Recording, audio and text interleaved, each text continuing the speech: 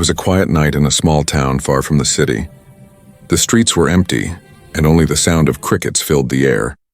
Ethan, a young mechanic, sat in his small workshop fixing an old radio. He liked peaceful nights like this, no noise, no trouble, just the hum of his machines. But that peace ended suddenly. The sky flashed bright blue and like lightning, but stronger. The ground shook, and a loud sound echoed from the nearby forest. It was not thunder, it was something else. Something heavy that had fallen. Ethan stepped outside, staring at the strange blue light glowing behind the trees. His heart raced, but curiosity pulled him forward. People on the street shouted, "A meteor! It crashed near the river!" But Ethan didn't wait for others. He grabbed his flashlight and ran. The forest was dark and cold. Smoke floated through the air, and the smell of burnt metal filled his nose. When he reached the crash site, he froze. A small silver pod had torn a hole in the ground. Its surface was shining, humming softly. It didn't look like anything made by humans. No rocket, no plane. It was smooth and alive. Like metal skin breathing, Ethan moved closer, shaking with fear and wonder. Then he heard a sound and a soft cry, weak and painful. He pointed his flashlight at the pod and saw it. A small creature, no bigger than a child, lying half inside. Half outside the wreck, its skin shimmered silver blue, and its eyes were large and bright like liquid glass. It was hurt, breathing fast. Gasping for air, it looked at Ethan with fear and pain. Ethan's first thought was to run, but something inside him stopped him. He had seen hurt animals before, and this looked the same. It wasn't a monster, it was scared. He knelt down slowly and whispered, "It's okay. I won't hurt you." The alien's chest moved weakly. It tried to speak, but only soft clicks came out. Then a sudden beeping sound came from the pod, red lights flashing. Ethan looked up. Something was coming from the sky again. He could see 3 small lights moving fast toward the forest, helicopters maybe, or something worse. He lifted the small creature in his arm, and it was light, almost weightless. Its skin was cold like metal, but soft like skin. He ran back through the trees, branches cutting his face, heart pounding behind him. The forest lit up again, soldiers shouting, searchlights sweeping through the smoke. He didn't know who they were, but he knew they weren't here to help. When Ethan reached his garage, he locked the doors and put the creature on his work table. It was shaking, struggling to breathe. He quickly grabbed a small oxygen mask from his tools. He used it for welding jobs. He pressed it near the alien's mouth, hoping it would help. To his surprise, the creature's breathing slowed. Its eyes opened slightly, glowing faint blue. Ethan stared in disbelief. He wanted to call someone, but who would believe him? The TV was already showing breaking news. Unidentified object crashes near Brook Hill Town. Military units had blocked the area. People were told to stay inside. He turned off the TV and looked back at the creature. It was awake now. Its eyes met his, and for a moment everything felt silent. Then in a broken, trembling voice it spoke. "You help me?" Ethan's mouth went dry. "Yes," he whispered. "I'll help you. I promise." The creature blinked slowly, as if trying to understand the word help. Then it said something that made Ethan's blood run cold. "They will come for me." Ethan frowned. "Who?" The alien's eyes glowed brighter, and it whispered, "The ones who destroyed my home outside." The sound of helicopters filled the sky again. Ethan looked through the window. Beams of light swept over the trees. Searching, he turned back to the creature and whispered, "Whatever happens, I won't let them take you." The alien closed its eyes, whispering one last word before falling asleep. "Human. Kind." Ethan stood there, heart pounding. He didn't know what had just begun, but he knew one thing. This was no ordinary night. Something had fallen from the sky, and nothing on Earth would ever be the same again. The night after the crash felt endless. Ethan could still hear the helicopters above his town. Searchlights moved across the forest, and soldiers searched every road. But inside Ethan's small garage, everything was quiet, except for the soft breathing of the alien child. He had hidden it under a blanket resting on his workbench. Its skin still glowed faintly blue, but its breathing was slower now, calmer. Ethan sat beside it, watching, wondering what he had done. He had saved a creature from another world. And now, the whole world might be searching for it. Morning came with the sound of knocking at his door. Ethan jumped, heart racing. He quickly covered the alien with a tarp and opened the door. 2 soldiers stood outside, faces cold. "Sir." "Did you see or hear anything unusual last night?" one asked. Ethan forced a calm smile. "Just thunder? Maybe a storm." They looked past him into the workshop, but after a moment they left. He closed the door slowly and sighed in relief. Then he turned back to the creature. Its eyes were open again. Watching him silent but alert, Ethan spoke softly. "You're safe here. I won't let them find you." The alien blinked slowly as if trying to understand the words. Then it pointed weakly to its throat, gasping again. Ethan realized the oxygen mask he'd used last night had stopped working. He rushed to fix it using wires and tubing from his tools. After a few minutes of work, he attached a new mask and turned on the air. The creature breathed deeply. Its chest glowed faintly with each breath. Ethan smiled, whispering, "You'll be okay now." Then he noticed the creature looking at a small metal clock on the wall. It reached out a trembling hand and touched it. The clock flickered. The ticking sound slowed, then stopped completely. Ethan stepped back, shocked. "You did that?" he asked. The creature looked at him and said in a soft, broken voice, "Energy. Different here," Ethan didn't understand. But one thing was clear. This being was not only alive, it was powerful. He gave it a name. Ari. It sounded simple, something gentle, something kind. When he said the name aloud, the creature smiled faintly, repeating, Read that night, Ethan sat with Ari. Giving it water and soft food, it didn't eat much, but it seemed to grow stronger each hour. Then something strange happened. Ari's body began to project faint lights into the air. Small moving shapes like memories. Ethan saw flashes of planets, strange cities, and ships flying between stars. He watched in awe. The images showed a peaceful world full of color and music. Then suddenly, fire, explosions, screaming voices. The lights turned red, ships attacking, burning everything. Ethan stood frozen as Ari whispered, "My home. Gone, Zelthar, kill all." Ethan's stomach turned cold. He realized Ari wasn't just a lost traveler. He was a refugee, a survivor of something terrible. Ari continued, "I ran, they follow. They come," Ethan frowned. "You mean they're coming here?" Ari nodded slowly, eyes dimming. Ethan stepped closer, whispering, "Then we'll stop them." Somehow, that night, Ethan worked for hours. He built a small device to block electronic signals, something he had designed years ago for fun. He hoped it could hide Ari's energy from satellites or scanners. As he worked, Ari watched him closely, amazed. "Human mind." "Fast," Ari said. Ethan chuckled. "Just fixing problems, it's what I do." But deep down, he was scared. If what Ari said was true, then something far worse than the military was coming. He looked out the window and saw the night sky again. Calm, quiet, full of stars, and somewhere among those stars, the Zelthar were searching. A few hours later, while Ethan adjusted the signal blocker, the lights in his workshop flickered. He thought it was just the power grid, but Ari suddenly sat up, eyes wide. "Find her signal." "Close," he said in panic. "What do you mean?" Ethan asked. Ari pointed upward. "They found me, outside." A deep hum filled the air. Not helicopters this time. A strange silver object moved across the clouds, invisible to radar but glowing faintly blue. Ethan felt the ground tremble again. He turned to Ari, whispering, "We have to hide." He grabbed a heavy blanket and threw it over Ari, hiding him in a storage compartment. The hum grew louder, and suddenly stopped. Everything went silent. Ethan waited, not daring to breathe. Then from outside, a cold voice echoed, mechanical, distant. "Target signal lost. Continue scan." Ethan's hands shook. He knew it wasn't human. He waited until the sound faded away into the sky, then slowly lifted the blanket. Ari looked at him with fear and said softly, "They will not stop." Ethan sat down beside him, exhausted but firm. "Then neither will I," he said. Ari blinked slowly.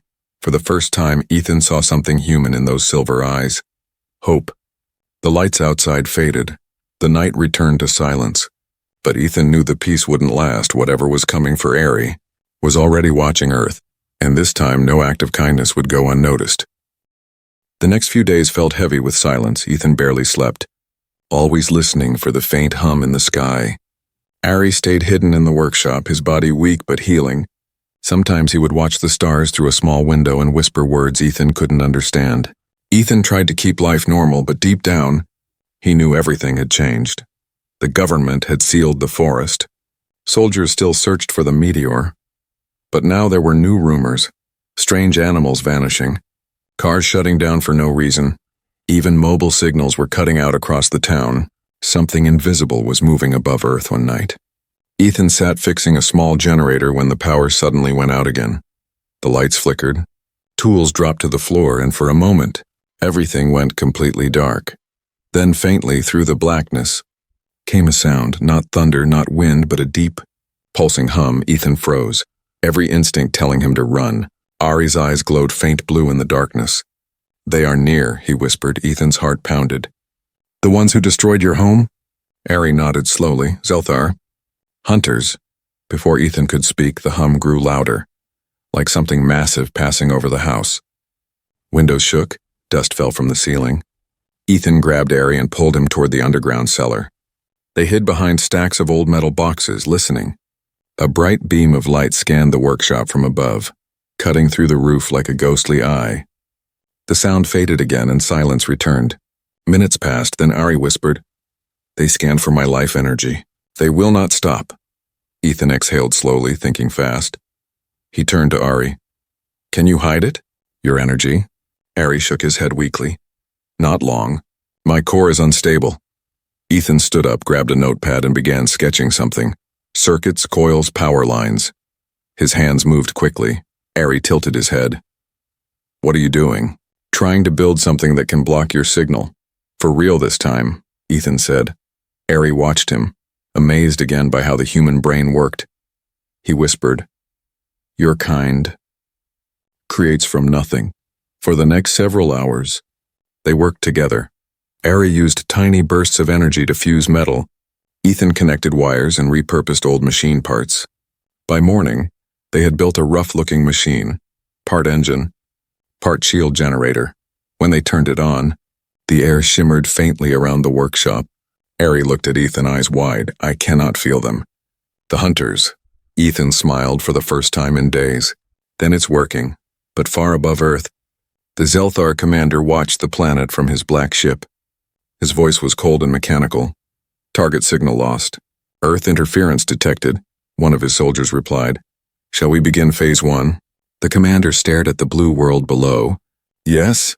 "Silence the planet." Back on Earth, Ethan didn't know what was coming. He only knew that the strange quiet was never a good sign. The birds were gone. The wind felt still. Even the crickets had stopped singing. Ari suddenly stood up, trembling. They changed pattern, using new frequency. Before Ethan could ask what that meant, the radio on his desk turned on by itself. A loud screech filled the air. Then a voice, broken and metallic. "Earth detected contamination. Remove." Ethan's skin went cold. Ari shouted, "They send machines first." Outside, the sky glowed faint red, small objects falling like burning stars. Ethan ran outside and saw them. Black drones landing in the distance, crawling across the ground like spiders. They weren't human-made. Their bodies pulsed with blue veins of light, scanning everything, wherever the light touched. Power shut down completely. Cars, lights, phones, everything. Ethan rushed back inside. Locking the doors, Ari looked weak again, his energy fading from fear. "They will destroy all life to find me," he said. Ethan clenched his fists. "Then we fight." Ari looked at him, confused. "You cannot fight them. Human." Ethan looked back with steady eyes. "Maybe not with your weapons, but we have something else." He pointed at the signal jammer they built.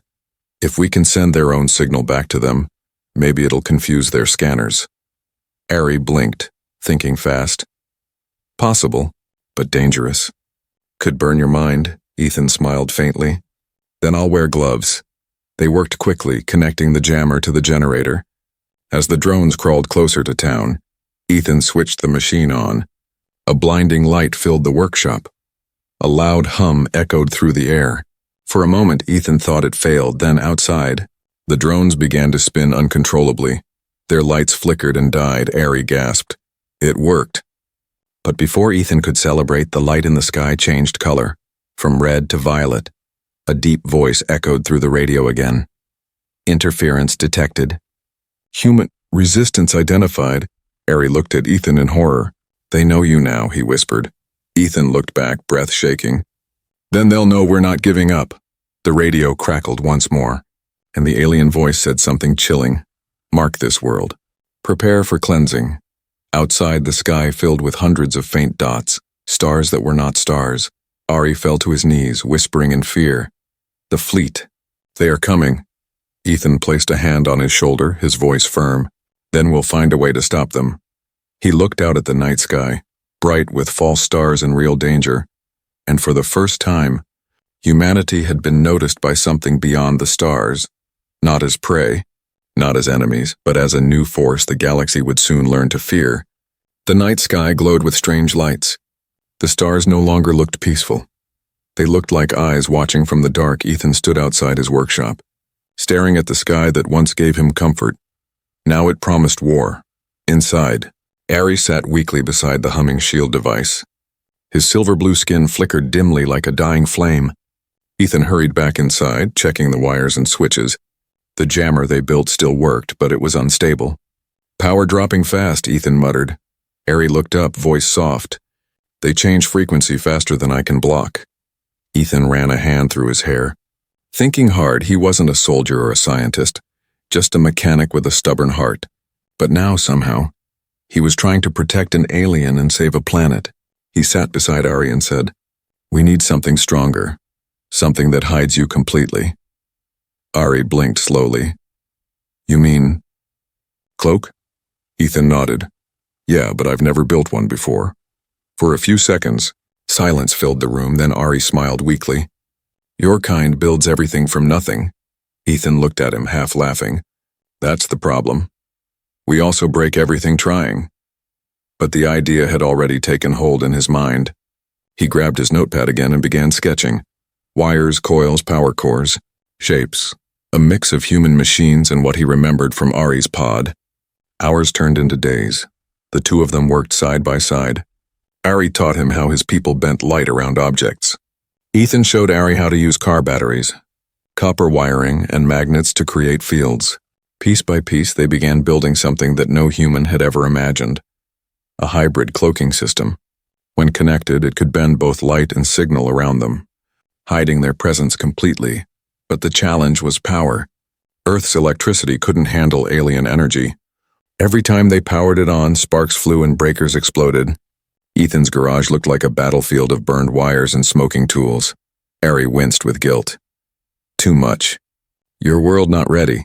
Ethan wiped sweat from his forehead. "Then we make it ready." While the two worked, strange news spread across the world. Satellites were going offline. Space stations losing contact. The governments blamed solar storms, but Ethan knew better. The Zelther were preparing something. Maybe scanning, maybe targeting. He had no idea how much time was left late one night. While Ethan soldered a connection, Ari stared at him quietly. "You risk everything for me," Ari said softly. Ethan didn't look up. "You'd do the same, right?" Ari hesitated, then whispered, "My people forgot how." Ethan frowned. "What do you mean?" Ari's glowing eyes dimmed. "Long ago we stopped feeling, stopped helping. Only logic, only control." He looked down. "You are different, Ethan. You help without reason." Ethan smiled faintly. "Maybe that's why you came here." Ari tilted his head. Confused, Ethan continued. "Maybe your crash wasn't an accident. Maybe someone wanted you to meet a human." Ari thought for a moment, then smiled softly. "If true, the universe is wiser than we know." By morning, they had completed the prototype, a large circular device built from metal plates, wires, and alien crystals. It looked messy but alive, glowing faint blue from Ari's energy. Ethan turned it on and the air shimmered for a second. Everything inside the garage disappeared, even their reflections. Then it flickered out again, lights sparking violently. Ethan coughed through the smoke. "We did it. It works." Ari looked at him in disbelief. "Human, you built the impossible." Before they could celebrate, the ground trembled. The lights outside turned red, alarms echoing from far away. Ethan ran to the window. The town's power grid had shut down completely. Then through the clouds, 3 black ships appeared, silent, invisible to radar but visible to his eyes. Their shapes shimmered like dark glass, bending the air around them. Ari whispered, trembling. "Zelthar scouts. They come to mark the ground." Ethan's heart pounded. "We have to activate the cloak," he said. Ari nodded, using his energy to power the device. The machine hummed louder, light wrapping around them like mist. The ships hovered closer. Scanning beams crossing over the house, Ethan held his breath. If the cloak failed now, they were finished. Minutes passed. Long, endless minutes, then suddenly the ships turned and moved away. Ethan exhaled, falling to his knees. "They didn't see us," he whispered. Ari nodded weakly. Cloak. Worked. But the victory didn't last long. Ari's body began to glow brighter, shaking. The energy inside him was too unstable. The power drain was too much, he gasped. "Core, breaking." Ethan grabbed him, panic rising. "Hold on, I can fix it." He looked at the oxygen device. It had stopped working again. The cloak had drained all the power. Ethan tore wires from the wall, connecting them directly to the life support. "Stay with me, Ari," he shouted. The alien's body flickered between light and shadow. "Too much," Ari whispered. "They will find us again." Ethan shouted, "Then let them! I'm not losing you." Outside, the first ship turned back. Scanning the area again, Ethan pushed harder, forcing power into the machine. The lights dimmed, then finally, the oxygen device started humming again. Ari's breathing slowed, weak but steady. Ethan sighed in relief, tears in his eyes. But when he looked outside again, he froze. Dozens of new lights filled the sky, not stars, but ships, hundreds of them covering the horizon. Ethan whispered, "Oh God." Ari opened his eyes, voice shaking. They found Earth. The room filled with a low, distant hum, the sound of a fleet ready for war. And as Ethan stared at the growing storm in the sky, he knew this was no longer about one alien child. This was about all of humanity, and the impossible they would have to build next. The morning after the ships appeared, the world changed. The news spoke of strange lights seen above major cities, power failures, and missing aircraft. Governments denied alien contact, but fear spread like wildfire. Ethan watched the chaos unfold on a small TV in his workshop. Every channel showed the same thing: confusion, panic, and silence from the sky. Inside the garage, Ari was barely awake. The life support machine hummed weakly beside him. Ethan sat close, tightening wires, checking the cloak system and hoping it would still work. "We can't stay here anymore," he whispered. "They'll find us eventually." Ari nodded weakly. "Humans must know truth." Ethan hesitated. "You mean tell the government?" "They'll never believe me." Ari's glowing eyes met his. "If they do not believe, they will die blind." The word struck Ethan hard. He had protected Ari for days, risking his life. But now he realized, and hiding wasn't saving anyone anymore. That evening, Ethan packed a small van with tools, food, and the alien device they built. He covered Ari under blankets in the back seat and started the engine. The road was empty, silent. Only distant lights from military checkpoints showed that the town was no longer free. After hours of driving, they reached a secret government research base. It was the same one Ethan's friend, Dr. Lila, worked at, a scientist known for her open mind. He parked near the back fence, turned to Ari, and said softly, "She's the only one I trust." Ari nodded, his voice thin. "Trust is rare among humans. Use it well." Ethan helped him out, and they slipped through a maintenance gate. Inside the base, everything was tense, alarms low, soldiers rushing, screens glowing red. Lila met Ethan in a hallway, her eyes wide with disbelief. "Ethan, what have you done?" Ethan pulled the blanket off Ari, and the faint glow lit up the dark corridor.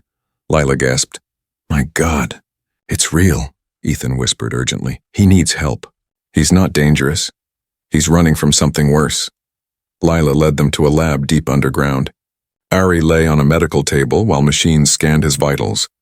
The readings were unlike anything she had ever seen. She stared at the data, whispering, "He's dying. His energy core is collapsing." Ethan gripped the edge of the table. "Can you fix it?" Lila looked uncertain. "Maybe, but I need authorization for alien tech." Ethan's voice rose. "There's no time for paperwork, Lila." But before she could answer, soldiers burst through the door, guns raised, faces hard. A tall officer stepped forward, his tone cold. "Ethan Reed, you are under arrest for harboring an extraterrestrial being," Ethan shouted. "Wait, you don't understand?" The officer ignored him, motioning to his team. "Take the alien." Ari tried to move, weakly resisting, but one of the soldiers injected him with a tranquilizer. Ethan struggled against the others, shouting, "He's not the enemy." Lila tried to speak for him. "You're making a mistake." But no one listened. The soldiers dragged Ethan away, locking him in a small steel cell. Through a small window, he could see Ari being taken down another corridor. Lifeless and still, hours passed. Ethan sat on the cold floor, fists clenched. He felt anger, guilt, and fear twisting inside him. He had tried to do the right thing, and it had cost him everything. Then footsteps approached, the cell door opened, and Lila slipped inside, whispering urgently, "They're not testing him. Ethan, they're dissecting him." Ethan's blood ran cold. "What?" "They think he's a weapon. The general believes they can use his power against whatever's up there." Ethan stood, trembling with rage. "Where is he now?" "Sector 9, restricted area," she said. "But you can't go in there alone." Ethan looked at her, eyes hard. "Then help me." Lila hesitated only a second, then nodded. Together they sneaked through the dark corridors. Past guards and cameras, the whole base shook slightly, the sky outside flashing with distant thunder. Lila muttered, "They said the alien ships are moving closer." When they reached Sector 9, the sight froze Ethan's heart. Ari was strapped to a glowing table, wires attached to his body. Machines drained energy from his chest. His skin flickered like dying light. The officer stood beside the machine, smiling coldly. "With this power, we can end any war before it begins," he said. Ethan shouted, "You're killing him!" Before the officer could respond, the alarms blared. A deep voice echoed through the speakers, metallic and cold. "Signal confirmed. Hunter fleet locked on location," Lila gasped. They traced Ari's energy. Ethan's eyes widened. They used him like a beacon. Outside explosions shook the base, and walls cracked. Lights burst. The Zelthar ships were descending. Invisible and silent, soldiers ran in panic. Shouting orders, Ethan rushed to Ari. Tearing off the wires, Ari's eyes fluttered open. "Weaken dim, Ethan. They are here." "I know," Ethan said, lifting him. "We're leaving." The officer tried to stop him, but the ceiling above collapsed. A fireball tore through the lab, throwing everyone to the ground. Ethan shielded Ari with his body. Lila pulled them both out through a side door, coughing through the smoke. As they escaped into the open air, Ethan looked up. Dozens of Zelthar drones swarmed above. Their lights red and alive, Ari whispered weakly. "Too late. They will destroy this place." Ethan held him close. "Not if I can help it." Behind them, the base burned, sirens wailed, soldiers screamed, and high above, the sky opened, revealing a massive black ship descending through the clouds. Ari looked up, whispering the words Ethan feared most. "That is not a hunter. That is the leader." Ethan stared, heart pounding. He didn't know how to fight a ship that blotted out the sun. But one thought kept echoing in his mind. He wouldn't let Ari die here. Not after everything they had survived together. He turned to Lila, voice firm. "We're not running anymore." And as the shadow of the alien flagship fell over the burning earth, Ethan knew humanity's fight had just begun. The sky was no longer blue, it burned red and black. The giant alien ship hovered above the clouds, silent but full of power. Its shadow stretched across the land like a storm that swallowed everything. Ethan stood on a hill outside the destroyed base. Smoke rose behind him, and fires lit up the horizon beside him. Lila helped Ari breathe. His oxygen mask cracked, his skin flickering like light through glass. Ethan tore off his jacket and wrapped it around him, whispering, "Stay with me, buddy." Ari looked up weakly. "You cannot fight them. Too many." Ethan stared at the sky, jaw tight. "Maybe. But Earth won't go down without trying." All across the world, strange signals filled the air. Satellites picked up the alien fleet entering the atmosphere. Cities went dark. Communication lines fell silent. For the first time in history, every nation faced the same enemy. Lila looked at Ethan, her voice shaking. "We have to warn them," Ethan nodded. "We will. But first we need to stop that ship from destroying what's left." Ari closed his eyes, whispering, "My power can reach them. But I need connection." Ethan frowned. "What kind of connection?" "Signal tower. High frequency. Human machines can send my message." Ethan's eyes lit up. "The satellite uplink on the base," he said. Lila nodded. "It's still standing, barely. But it might work." Ethan lifted Ari into the van, and the three drove back through the smoke-filled road. Everywhere they looked, the world was changing. Skies glowing purple, rivers reflecting alien light. It looked like Earth was being rewritten. Piece by piece, when they reached the base, Most of it was in ruins, but the main communication tower still stood, half broken but alive with static power. They rushed inside as the ground shook again, alien drones landing all around. Ethan yelled, "Lila, start the uplink!" She ran to the control panel. Wires sparking around her, Ari floated slightly, using the last of his energy to connect to the machines. His body glowed brighter and screens all over the room lit up. "Signal ready!" Lila shouted, "but it's unstable." Ethan grabbed the microphone. "This is Ethan Reed. If anyone can hear this, humanity is under attack." "They're here!" His voice spread through the airwaves, bouncing between satellites and radio towers. In homes and bunkers and war rooms, and people heard him. And for the first time, the world saw through live feeds what was really happening. Above them, the alien ship responded. A thunderous hum filled the sky. Laser fire rained down from the clouds. The ground exploded, the tower shook, Lila screamed. "They're targeting the signal." Ethan shouted, "Keep it running!" Ari stepped forward, standing in the center of the chaos. Blue light poured from his chest. His eyes glowing like twin suns, he raised his hands. And the alien lasers bent, redirected away from the tower. Ethan stared in awe. He's fighting back. But the power was too much. Ari screamed in pain, light cracking through his skin like broken glass. Ethan ran to him. "Stop! You'll die!" Ari looked at him, tears in his glowing eyes. "If I stop, they will destroy you all." Then something incredible happened. The broadcast that Ethan had started began transmitting Ari's energy. The machines glowed blue, and every device on Earth, phones, TVs, radios, displayed the same image, Ari's face shining like a star, and his voice echoed across the planet. "My name is Ari. My people destroyed worlds like yours, but this human saved me. His kindness showed me life again. Now I fight for him. I fight for you." People all over the world watched in silence. For the first time, humanity saw not fear, but unity. Ethan grabbed a damaged rifle from the floor and looked at Lila. "Let's make his fight count." Lila nodded, tears in her eyes. Soldiers around the base began regrouping, men and women from every side of the conflict. Now fighting as one, the Zelthar drones descended. But humans fought back, not with superior weapons, but with courage. Bullets and rockets flew through the smoke. Alien machines fell burning to the ground. Ari's energy amplified the human weapons. Their bullets burned like plasma. Their missiles glowed with alien light. The sky became a battlefield of color, blue lightning against red fire. Ethan shouted commands, guiding soldiers while protecting Ari. Lila repaired the uplink mid-battle, keeping Ari's connection alive. Every second mattered. Every breath counted. Then the alien mothership opened its core, a massive beam forming at its center. Lila gasped. "They're charging a planetary weapon." Ari looked at Ethan, voice trembling. "I can stop it, but I must give all energy." Ethan shook his head.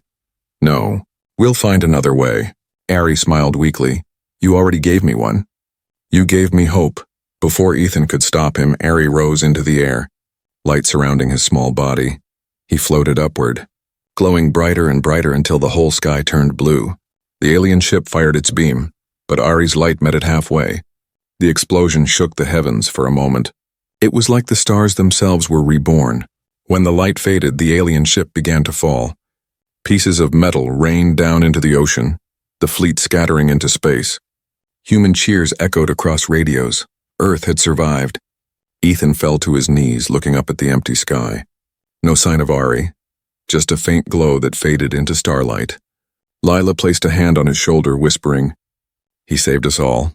Ethan stared at the sky, voice trembling. "No. We saved each other." Around the world, people began rebuilding.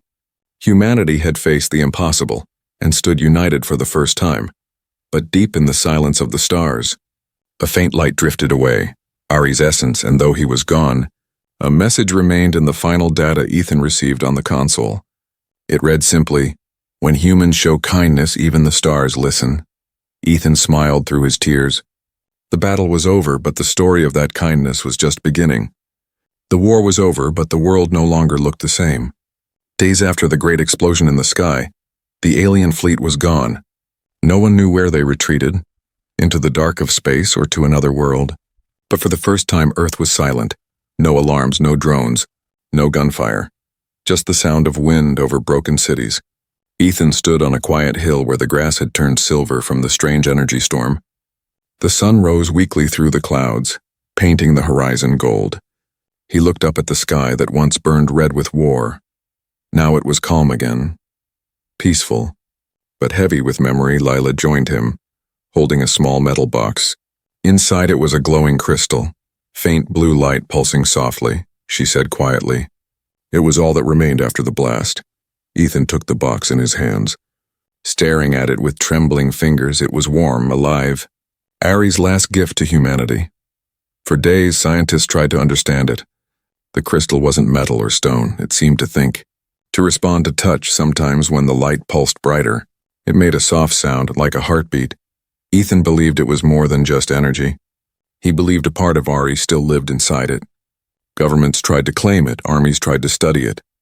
But Ethan refused to let them turn Ari's sacrifice into another weapon. He said in every meeting and every interview, this was not war technology. This was a symbol of kindness, and the world listened. Because everyone had seen what one act of kindness had done. It had saved an entire species. Months passed, humanity rebuilt brick by brick, hand by hand. Nations that once fought shared resources and knowledge. Scientists from every corner of the world worked together under one banner. Project Dawn. Their goal was simple, to use Ari's crystal not for power, but for peace. Ethan visited the lab every day, helping with the engineering. He wasn't a scientist, but his mind had already helped build the first cloak.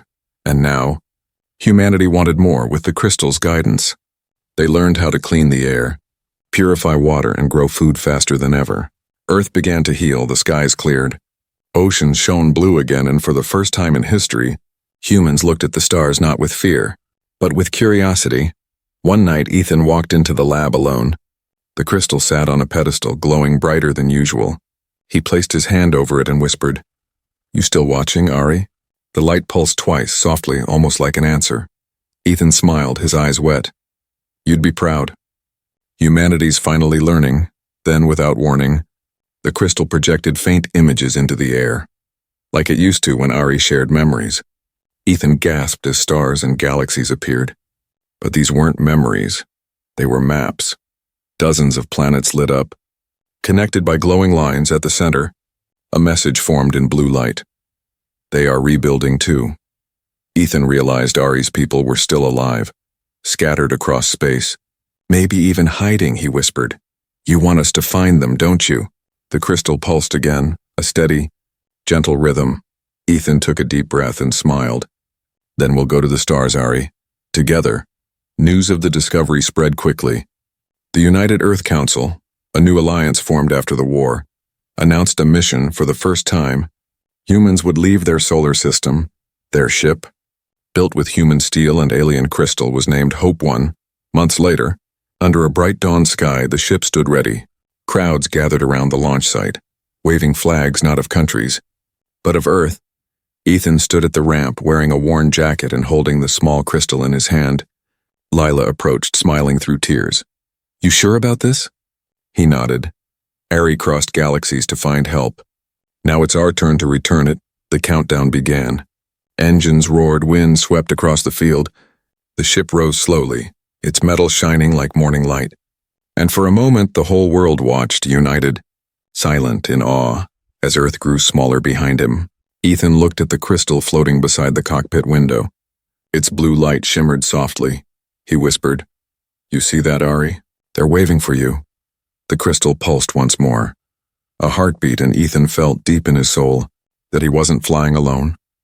Far away in the endless black of space, faint signals began to answer, soft lights blinking in rhythm. It was as if the stars themselves were speaking back. Lila's voice came over the intercom, calm but full of wonder. "We're not alone anymore," Ethan smiled. "We never were." He leaned back in his seat, watching the stars stretch into light. The ship's engines hummed like a distant song. And somewhere in that music, he imagined Ari's voice whispering one last time, "Kindness is stronger than war." Ethan closed his eyes, feeling peace for the first time since that night in the forest. The night when a small act of compassion had changed the fate of two worlds. As Hope 1 vanished into the glow of the stars, the earth below shimmered like a blue crystal, alive, healed, and united. The story of the alien child and the human mechanic became legend, a reminder for every generation that even in the darkest times, one kind act can light up an entire galaxy.